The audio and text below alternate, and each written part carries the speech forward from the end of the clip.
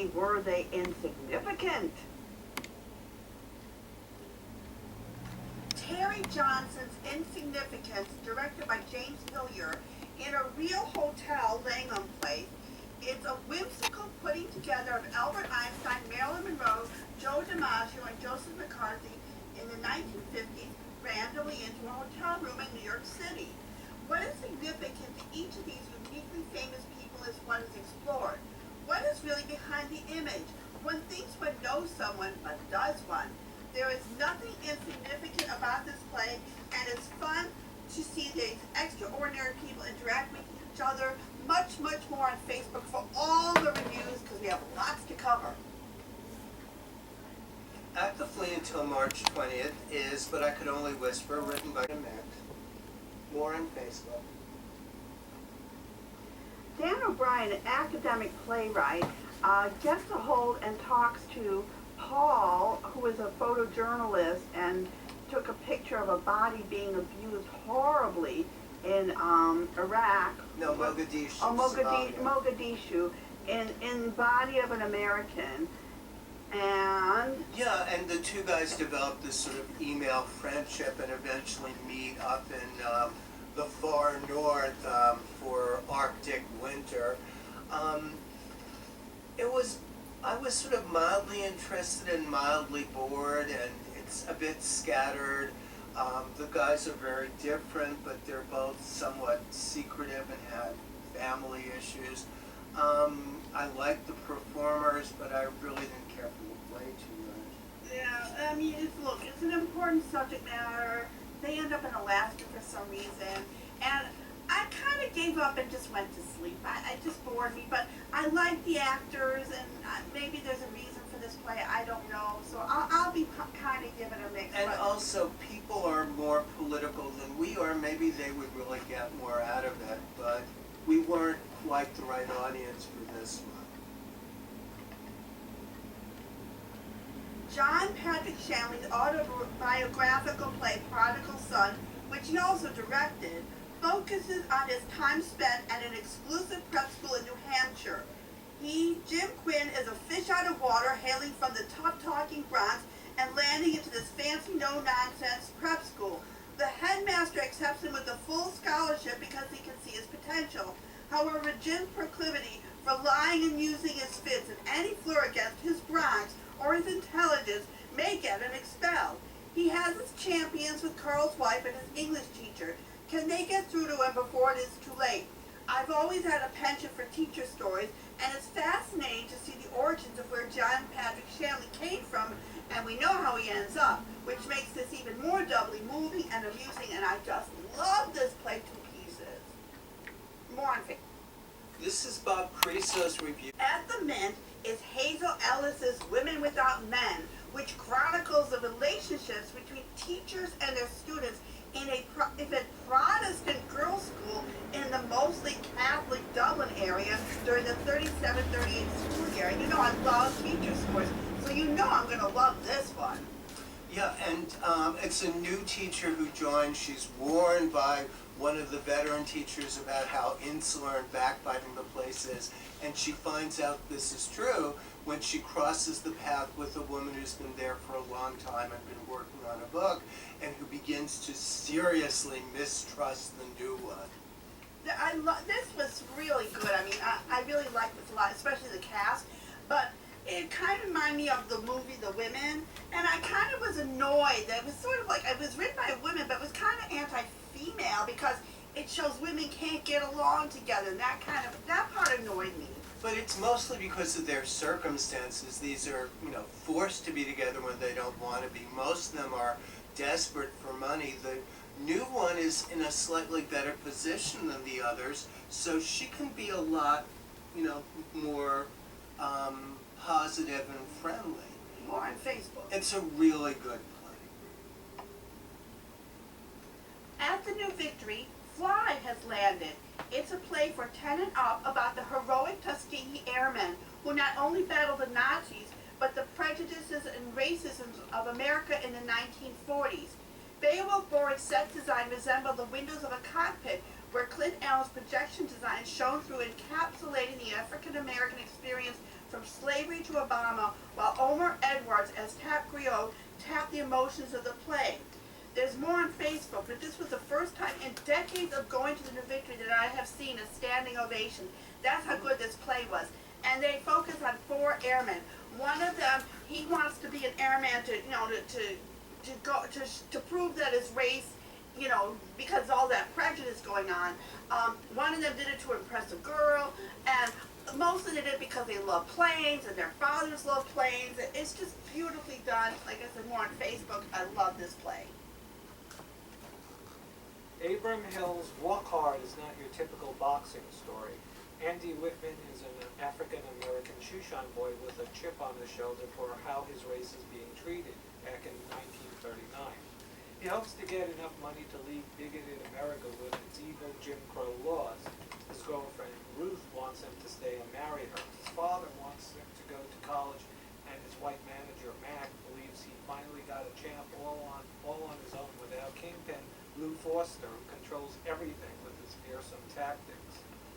This is a very, this is a complex play. It's not so easy. The characters are mostly very complex themselves. His manager is actually something of a nice guy. There's a relationship with him, and the boxer. And the boxer himself seems conflicted. I think the author doesn't spell out everything. This is how you should be. This is how you should be. Not at all. I know. This was so good, and it was written by the guy that started the American Negro Theater Company. Right. Yes. Which I didn't realize he was a playwright. I mean, it's just you learn all this stuff, but this character, you're really rooting for him, and there's other people too, even the minor characters, like other boxers, like one just escapes with broads and doesn't care about things, while another one goes off to the West Coast and joins the syndicate there. It's like, all because they're trying to go against Lou Foster. He is the baddie here. And so you have that. Very fearsome. Right, and yet you have the prejudice, so he's trying to knock out prejudice and trying to maintain a relationship with his girlfriend, and he wants to leave the country because he's so disgusted with the way things are.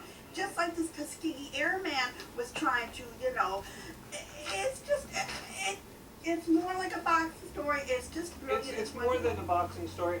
And also the dialogue is very good. It's very, very much, it reminds me of those great old-time Warner Brothers movies. It has the street lingo, not street lingo, but it's a sort of poetic street lingo that I really, really love. And the acting is fantastic. And more on Facebook, of course.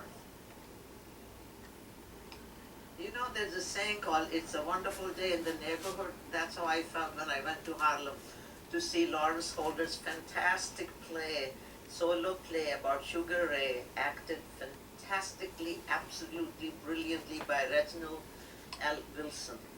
It was a wonderful day in the neighborhood in Harlem. We went to this beautiful restaurant called the New Harlem Besame restaurant, which was actually part of Sugar Ray's enterprise. He owned that property. And it is a dinner theater space, and then he breaks the wall, there's no fourth wall, and he interacts with everybody, with the audience, and once the audience didn't react that well, he repeated his lines and he said, "Pound for pound," the original chap. I mean, it's amazing. I did not know much about Sugar Ray. I'm really learning about the boxers, American boxers' life now. I've seen another show about Jack Johnson recently, and it's experience is almost the same. They are very vibrant and they have this physical energy and they are very dedicated. Even if they come from broken homes, he had a very difficult life, mother-father situation. Father left. He never saw him till 20 years later. But they have this determination to fight and win. And then eventually, lots of their life goes down. They cannot manage their finances. He had tax problems. And, it was just an amazing experience. But since I've been watching a lot of other stuff, Mike Tyson, other people, they go down. And also, it talks about his many wives. It talks about Muhammad Ali and how he helped train him. And it also talked about, now I'm blanking. Talkball, I think. Yeah, Muhammad Ali was like, Oh, Sugar yes. Ray was a Oh, yeah. mentor. Also, it was very funny about his mother, because his mother didn't want him to box. She wanted him to go to school, learn dancing, you know? And get an education. Yeah, and So then- it's sort of like in Walk Hard, where he wanted him to get a college education too. It's like that was so important. Yeah, it was very important, and also, restaurant. Oh, the food. We had the Oh, my we had the goodness. salmon with this incredible rice, and they give such large portions. I brought some food home with me, and it lasted me for a week. but I tell you, it's not only the food, the welcoming. This restaurant was just fantastic. The whole Atmosphere afternoon and also, atmosphere. and also Reginald L. Wilson, he actually works there. So it's like after the play, he put on his apron and went to work, so you can get a drink with him and schmooze with him afterwards. You know, I didn't take him seriously when he said, "No, I have to go and do my real job, gonna make drinks." I thought it was part of Sugar Ray, some joke. And then I went there and he was making drinks, and I said, "You should be on Broadway. He is so good. Anyway. He should be on Broadway." Anyway, definitely go see this. Very happy face. Southern Comfort at the Public Theater with music by Julianne Wick Davis, book and lyrics by Dan Collins, choreography by Ryan Testaric, directed by Thomas Caruso, based on the film by Kate Davis, conceived for the stage by Robert Dussault and Thomas Caruso. I have been waiting since 2009 to see the ending of Southern Comfort, which I saw at NAMT originally. This is based on a documentary about transgender Robert Eves living in rural South and his chosen family of transgenders with their significant others, including the love of his life, Lola Cola. What really constitutes a family? Even when you create one, can one keep out all the dysfunctional elements? Will their real families ever call them by their real names and not the ones they were born with? What was in your head and heart was more important than what was between your legs. So, because this one character wanted the surgery and Robert Eves was dead set against it. And is this going to cost them a friendship? Much more on Facebook, but this is such a good show. It's so, and Ned O'Toole has been with this from the very get-go, and Jeff McCarthy is just wonderful. The cast is brilliant.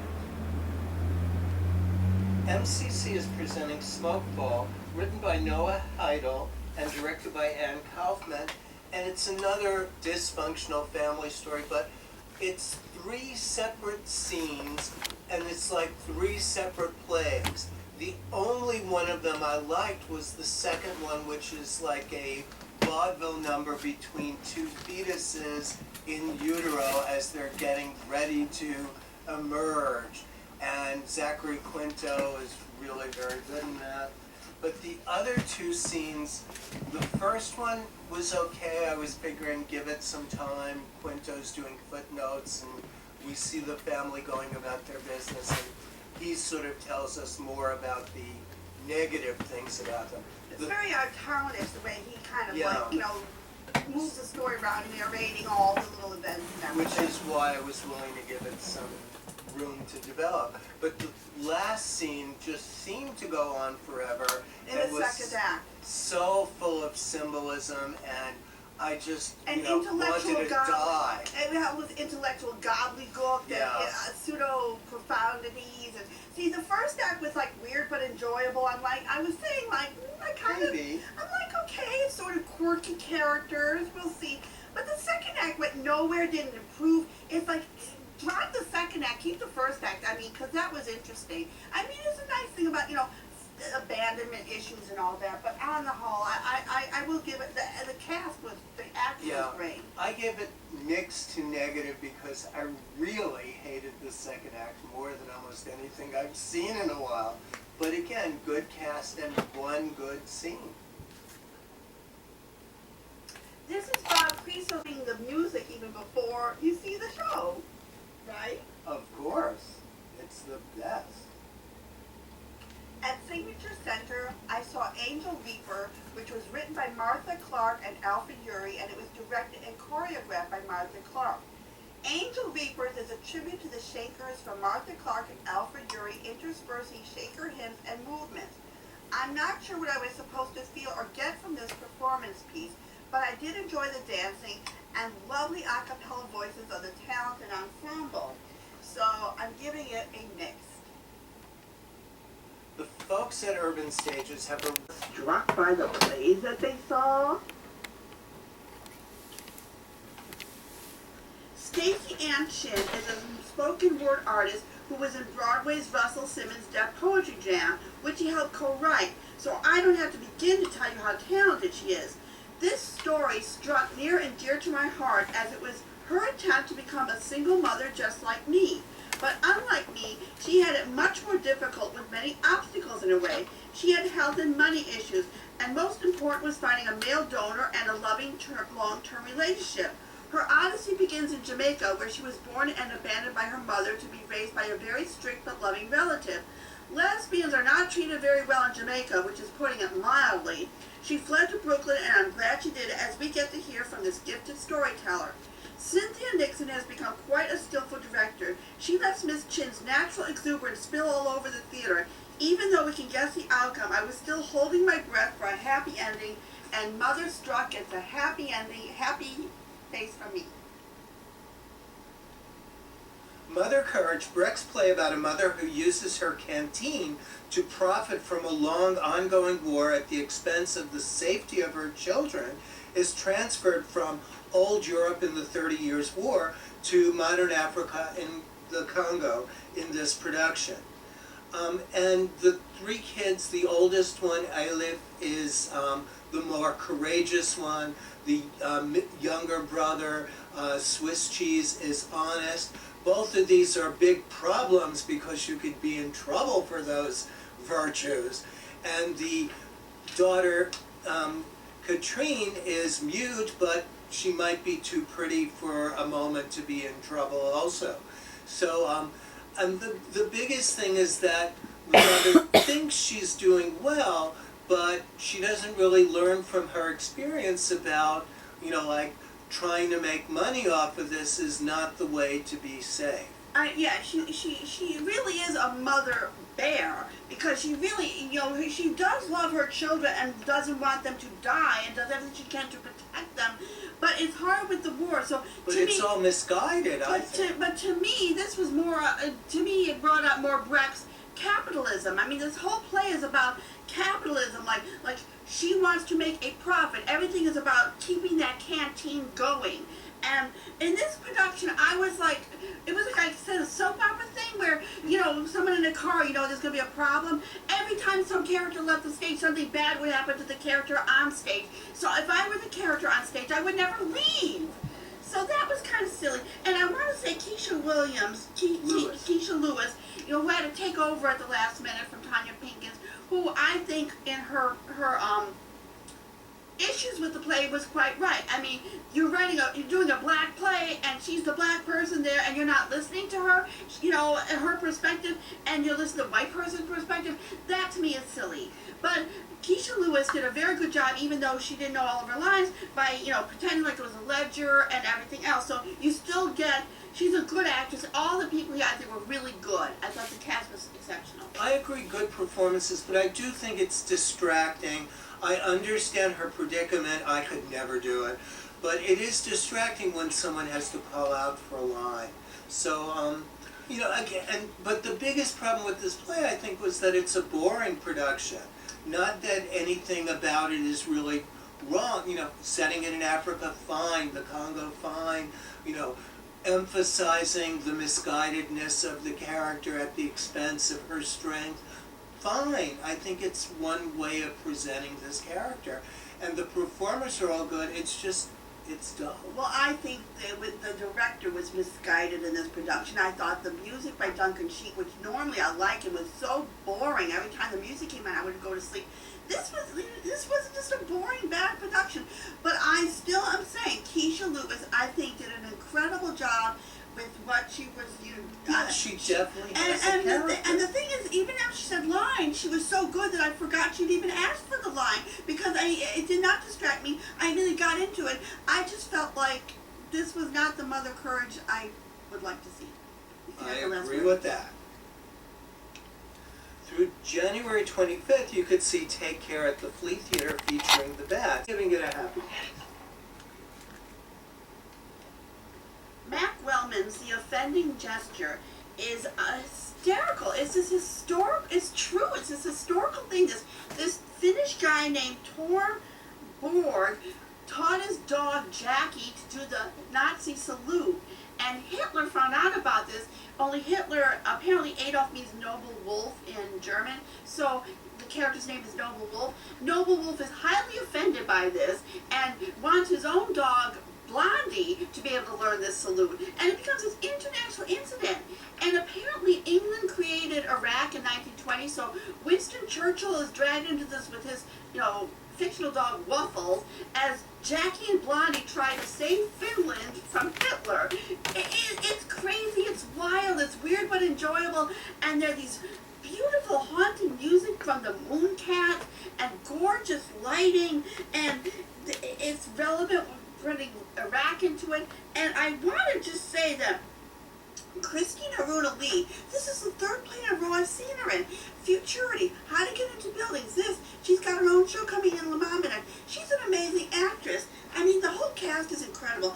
I really strongly recommend this. You're not going to believe, it's like something out of the mind of Mel Brooks or Charlie Chaplin.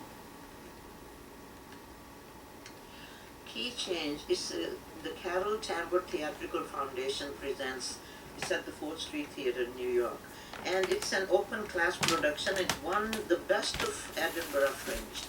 This is a composite of different women, real women who existed, their stories, who are in prison for different kinds of crimes, petty crimes, for abuse, and the writer who talked to us after the show, she said that they went to prisons to research, and for many, many, many months, and they interviewed lots of male prisoners also.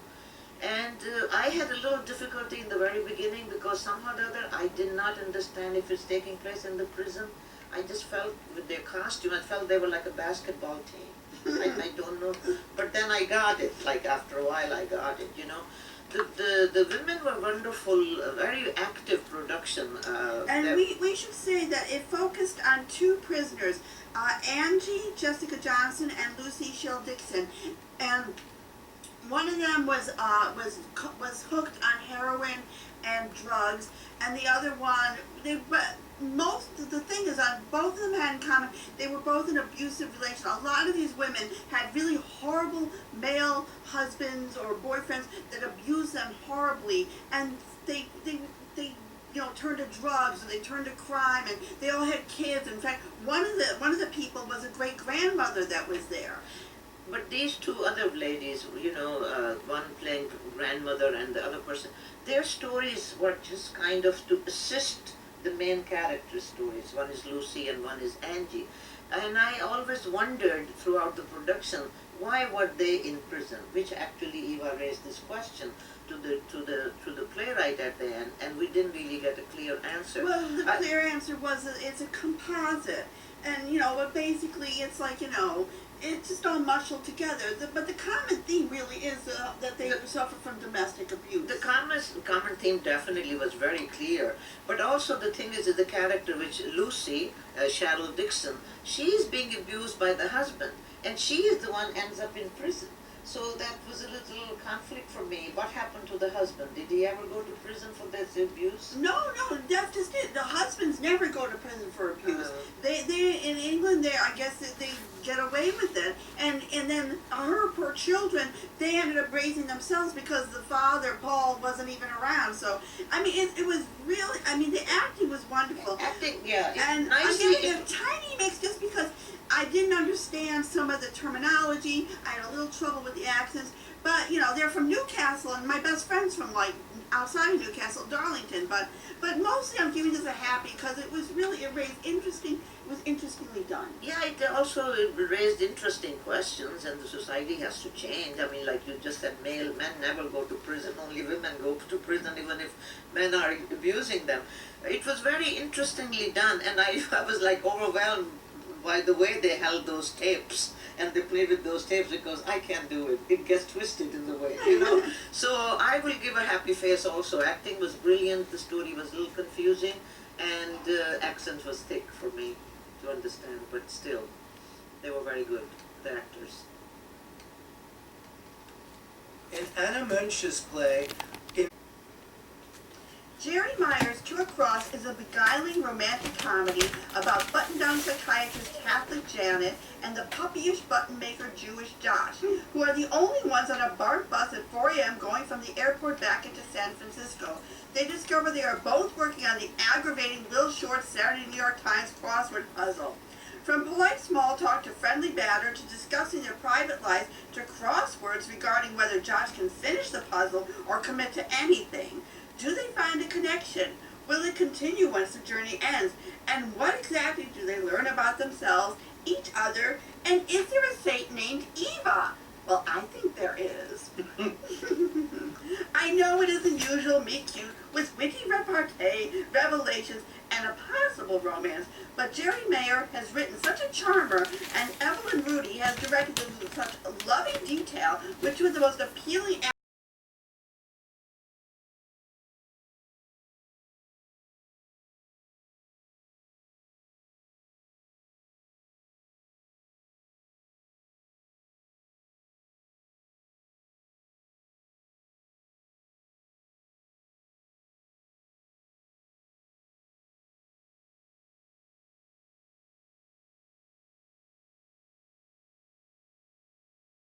ankle, and so she had a scooter thing, and there's stairs there, and there's luckily someone from the audience got the scooter down and she kind of hobbled down, but just be careful if you're in a wheelchair and you can't get out of that wheelchair, you can't see this play, I'm afraid. I'm sorry about that, but I mean, if you can see it, go, it's really good.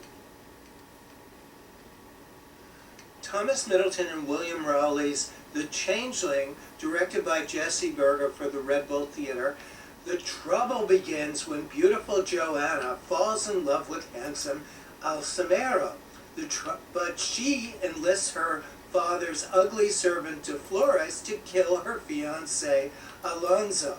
De Flores loves Joanna and will do anything for her, but instead of wanting money for recompense, he wants her virginity. And there's whole things about tests for virginity, and to prove that he's killed the fiancé, he has to cut off the finger to show the ring, and No, that's not a proving thing. He likes the ring and wants to give her the ring, but he can't get the ring off, so he just has to cut the finger. He's just being, practical. Yeah. There's also a whole lot of scenes with this madhouse because the director of the madhouse is afraid his wife might, become inconstant. So, Because he's old and she's very gorgeous and sexy. but meanwhile, the people are getting into the madhouse by pretending to be crazy just to have an opportunity to be with her. Yeah. It's kind of a fun play. Crazy, fun, sick. It didn't seem as satisfying to me as other Jacobean and Shakespearean tragedies, but it's very enjoyable and a very spiffy production. Yeah, I mean, I normally do not like Jacobean dramas because they're just so violent and I'm so squeamish, and they're just, the way they're directed is just so like, This is not an over-the-top bloodbath. No, not at all. This was, and the thing is, it's more psychological drama, and it was just really well done, and the acting was amazing, and I cannot get over Manuel Feliciano, who I'd seen as Sweeney Todd as the young, as the young kid, and here he's so, always matured, and I was just really impressed with this, and all the manipulations they went through, and all the political schemes, and I just loved this. It was so good. And I don't usually like Jacobean drama, but this was really I like the darker, bloodier ones better, but it's good. Oh my god, it's so entertaining. She's just such a good villainess. I loved it. I saw Sheer Madness in Boston decades ago, and it's still running. It's like the Agatha Christie Mousetrap play that just goes on forever. It's really cute. The plot is pretty tissue thin. You're at a hair salon with Tony and Barbara, and they have their customers. Mrs. Schubert, she's this rich client, rich privileged lady that comes in on her way to Bermuda. And there's this guy Eddie, and he's obviously involved with Barbara. and then their landlady, Isabel Cerny, a former concert pianist, is murdered, and the two detectives arrive, and that's when everything begins. Now, it's really important, this is very audience participation. They reenact the entire beginning, before the crime happened, and you have to point out any mistakes they made or anything they forgot. So pay attention so you can bring things up. Because I did, and I got into a fight with Mrs. Schubert because I caught her in something. And then a funny thing happened on the way to the play. There was a fire, so we all had to evacuate in the middle of the whole thing. And then we went back again, and they're such good actors that they incorporated it, and it was just so much fun. And then you get to decide the murderer, like Edwin Drood or Belinda Blake that's going out to Triad right now. This was just so entertaining and fun, and there was lots of silly malaprops and sly pop culture references, and the characters had many hidden secrets, so you have to pay attention. And you know, you can see this several times because you never know who's going to be the murderer. I give this a major happy face. I hope it runs as long as it's doing in Boston. I think it's 38 years now. This is closed, but it was at. And I want to plug the Brick. It's Lorimer Street, it's Williamsburg in Brooklyn. Hopefully the L train will not disappear, because I even hate to not go to the Brick for 3 years. They always have fun shows. I saw Ian Halliday's Fawn, and then I saw this Myth Keeper, a true story written by Catherine Scarborough, and it was about her father who went to prison, and it tells it's got all this family history story. It's really cute. It was well done. And How to Get Into Buildings that I saw, which I was telling you that had her and Lee in it, and that had all these wonderful downtown people that you know love. Every time I go to the Brick, I see great stuff. So in the listing, I'm going to mention more stuff going on at the Brick, but really give this theater a try. They are fabulous. The Humans by Stephen Karam, a play I have been hearing about for a long time. I missed it off Broadway, so I really requested that I really want to see it. I was quite disappointed because the premise of this play, if I can say that, is taking place at Thanksgiving dinner and family gets together. Every family all over the planet, when they get together on holiday, they're going to have some problems. This family suffers from economic problems, emotional problems, health problems, like all other families. And also parents are so surprised that these children, their young people live in Chinatown and things are not working in the apartment. New Yorkers live like that. Well, they're from Scranton, Pennsylvania, and one of the daughters has moved to the big city. She's into art, and her husband is, I think, an architect, or no, social worker. And they're all there. His family has money. His family has money, and they don't, and And you know, there's some psychological stuff I cannot reveal, but I mean, some performance was really wonderful. Reed Birney was excellent as a father. Jane Howdy Shell was very funny. I've never seen her before. Very, very funny. But I had real problem with this premise of the play. I really had problem. oh, see, I love this play. I thought this play was just brilliant, and I thought Joe Mantello did a great job of directing it. And I like the way that Stephen Karam sets us up with nuggets of information that we can interpret several ways and may surprise us. Also, there are menacing overtones with the noisy upstairs neighbor that keeps you on the edge of the seat. This is basically an existential crisis kind of a play, mixed with the midlife crisis and other crises as well. I mean, you know, and I just thought it was such a human play. I did not find any existential crisis in this, very ordinary little crises. But the lighting design was really, really nice. And the set, sound effect was also and the great. two-tiered set But- was really good. But the rest was just prolonging the time for this thing. I will give mixed because I like the performances. Oh, did you like it? I like it. So Mark liked it too. He got to see it on his own. Now on Broadway, after its run at the Public Theater, Danae Guerrera's Eclipse, directed by Liesl Tommy, concerns women during the Liberian bloody civil war and how the only way they could kind of survive is attaching themselves to, a strong man. And they're, becoming like wife number 2, wife number 3, and kind of fighting within that realm for power. And one of the wives decides to become a warrior herself, and what will the youngest one, who's played by Lupita Nyong'o, will she, be the servile wife, or will she also decide to become a warrior? And then there's also like a kind of social worker who's trying to straighten things out. You see, this was much stronger a play than Humans. I have no comparison, but this was like this worldly play. I A kind lot of of like very, Humans better. well, a lot of important things were happening in this play. True. I had a little problem with the very first act, like at least half hour or so. I could not understand them. Their accent was very, very, very thick, and then I really concentrated. But by the second act, I really enjoyed it, And the performances, actually, don't think that they were attaching themselves to a strong man. I think they hated the man. Right, the but that husband, was to because survive. Perhaps. Well, the thing is, it's like, it's better to be with one guy raping you than have like a whole platoon of soldiers at you. They keep raping you until you die, basically. And have something to eat as well is kind of important. Yeah, exactly. It's not a good situation. It's like, but he does have this harem. Like, wife number one is sort of like the mother to all of them, even though she doesn't have children. And wife number three is pregnant, and I love her. She was played by Pascal Armand. All she cares about is getting a wig and having nice things to wear. Yeah. And she's very, she's just very simple. She doesn't like worry about learning how to read and write and bettering herself and becoming a lawyer or anything.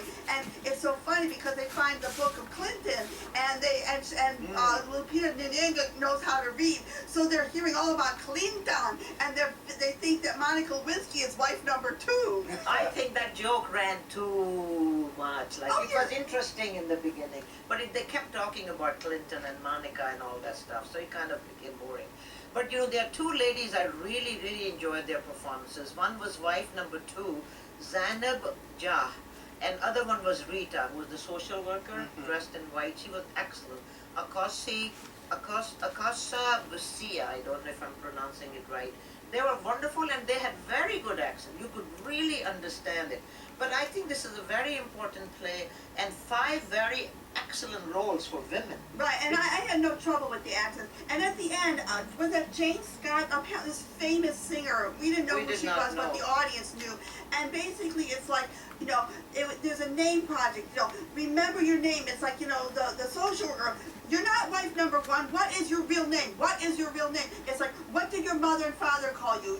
So it's like, names are very important. It's like, we don't want to forget, because right now, even now going on in Africa, remember those 250 girls that were kidnapped? They're still kidnapped. And just remember this, so we were reading out their names. It was very, very moving. It was very moving. I don't know if they do this at every performance or it was just some special No, occasion. it was a special occasion. It was really, really nice because also the name has such like identity. They had identity crisis. Wife number one, wife number two, and also was it metaphorical that she was really looking for her own daughter, and then Lupita Nyong'o's character was a daughter.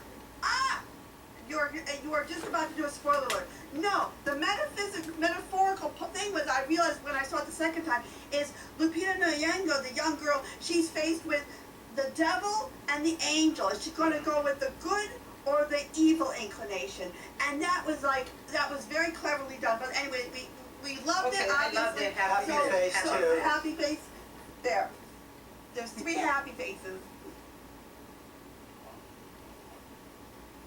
This is a part of Kristen Hardwick's review of Whether We Like It or Not, created and performed by Ariel. And another flashy kind of digital age, but 90s musical, is American Psycho, book by Robert Aguirre Sacasa, music and lyrics by Duncan Sheik from the famous novel by Bret Easton Ellis. And it concerns Patrick Bateman, who at 27 is like a top Wall Street banker, perfect body, perfect clothes, girlfriend with perfect body too, but he's undergoing an existential crisis, and he feels that the world could be better off without a few people in it, and his obsession with serial killers is leading him to believe that he can rid the world of these people. Not exactly your usual substance for musicals, but it works really well. Everything's kind of a bit robotic and dehumanized, except for the lovely secretary played by Damiano. What's her first name again?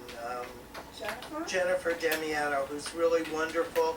And I thought this is like a real art musical piece that works brilliantly. I enjoyed it tremendously. It's a kind of guilty pleasure.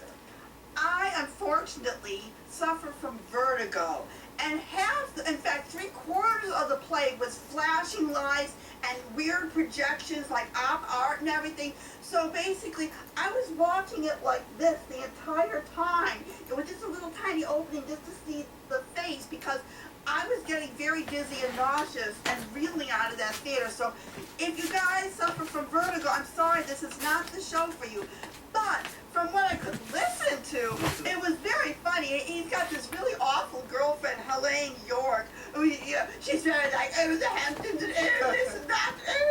It's like there's the consumerism. Right, And she wants him to commit and he'd rather kill her. and he wants the Fisher account so desperately, and the costumes were like insane by I can't find it now.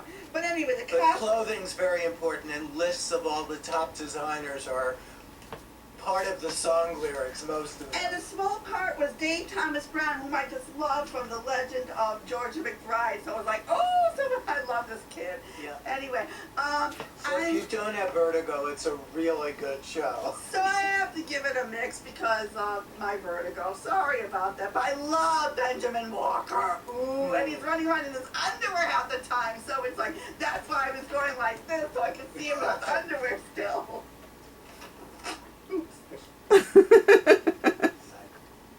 We forgot to mention about the materialism in American Psycho, and they throwing money at you. Of course, it's prop money, but it's still a lot of fun. I know he had this hysterical machine that just sort of like a leaf blower that blew out money. It was brilliantly hilarious. Yeah. For a very different musical, there's Tuck Everlasting, book by Claudia Scheer and Tim Federle, music by Chris Miller, lyrics by Nathan Tyson, from a famous novel by Natalie Babbitt. Children's novel. Yeah, it's there's a 11-year-old very good girl, Winnie Foster, who's tired of being cooped up by her mom after the dad died, and she And wants this to. is the 1860s and 70s. Well, 1893 is Okay. her story. She wants to go out and go to the fair, and she does manage to escape, and she sees this boy from the Tuck family. His name's Jesse, and he's 17, drinking from this special spring, but he won't let her drink. Later, he reveals his secret, and the whole family is immortal because of the spring. Will she choose immortality, or will she live her life as a mortal human being? This has a really good cast. I mean, it's got Yes. Carolee Carmello as the mom, and Michael Park as the dad. Andrew Keenan Bolger is the young boy, and his, Eternal 17-year-old. and the brother is Robert Lindsay, I think. I'm not sure. Oh, and Terrence Mann plays the man in the yellow suit. He's the evil guy. Yes, he's after the eternal life. He wants to find this spring so he can sell it for tons of money. Yeah, again, the cast is really good, and some of the music was sweet enough, and the set is pretty brilliant. But, I don't know, maybe the children's book is more exciting, but I just never Well- really got into this one. I liked it more than I liked American Psycho. And, Okay. and Casey Nicola, who directed Aladdin, and Something Rotten, he's this wonderful choreographer, director. And there's this thing at the end to show the choice she makes and what happens, and it's this wonderful dancing montage, and it was just beautifully done. It was cleverly put Yeah, together, I mean, but my heart is more with American Psycho. Well, yeah, that's because that's It's my speed. and my speed is more Tuck Everlasting. So it's like I thought it was a very sweet story with a good cast. Saccharin. I like Saccharin. And the latest Broadway by the year that we